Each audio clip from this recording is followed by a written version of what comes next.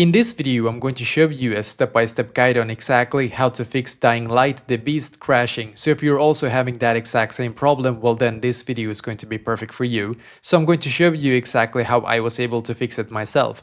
I firstly went into Steam because I got the game through Steam, and then I clicked on Library right here, as you can see. Now on Library, you're going to find your Dying Light game here, as you can see, Dying Light the Beast, and then right click on it.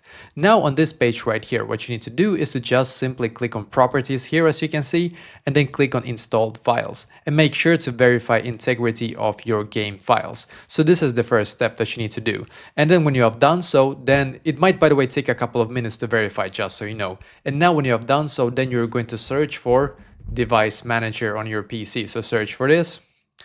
And then what you're going to do in this is to click on Display Adapters, and you're going to see your graphics cards in here. So this one right here as an example, right click on it, click on Update Driver, and then you can search automatically for drivers.